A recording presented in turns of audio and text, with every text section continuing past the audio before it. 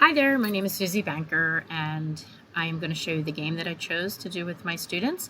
So it's very similar to Kahoot. I think that one most teachers are familiar with, but this site is called Blookit, which I think is probably more geared to younger learners. So we found this last year when I was teaching virtually, and I used it a few times with my kids last year, and um, I'm glad I'm taking this class because I actually forgot, kind of like those things that you're like, oh, I haven't had time to do any of these things. So it was really great to say, oh my gosh, I remember how much the kids love this. And we did play it yesterday, and the kids, once again, the energy in the room was so fun for them to review our place value test that we have up and coming.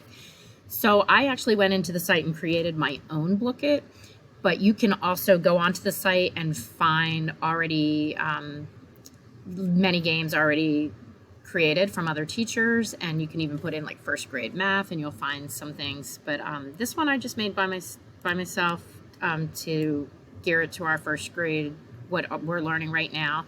So I went in and just made the questions. We're doing place value, what number is 10 more than 27, and they had 4 choices, so it's multiple choice.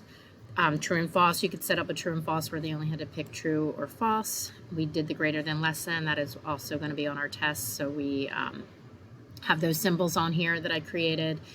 And it was just 10 questions. They had 7 minutes to do it. Let me save that. So when they went out to the game, the children logged in. You can pick what type of game to play. Gold Quest is the one that I'm most familiar with, so that's how I set it up. So the kids were receiving gold for the answers that they got correct. And what was really great was, I don't know if you can see from on my slides, that the children were excited to see their names. They could pick which kind of character they could have. The energy in the room, they were able to all work on it individually, but they were seeing the results up on the board. I had the big screen up where they could see their names and who was the leader.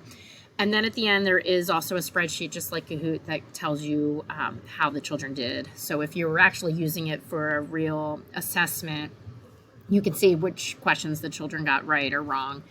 One thing, I won't use this one for an assessment because, one, it was my first time playing with my students this year, and I noticed a lot of children that are still non-readers or struggle with reading had a hard time with the questions. So I was trying to go around to read the questions to them. So I need to see if there is a way that we could kind of keep it a little more calmer in the room where I would read the questions and we all are on the same question, because some kids were on different questions at different times. So that is something that if I was going to use for an assessment, I would figure out a way to make it a little bit more official, where the children are all getting equal playing field by hearing the questions.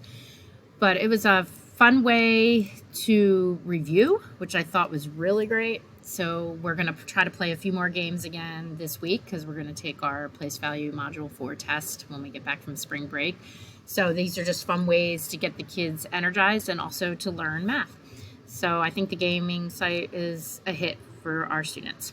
Thank you.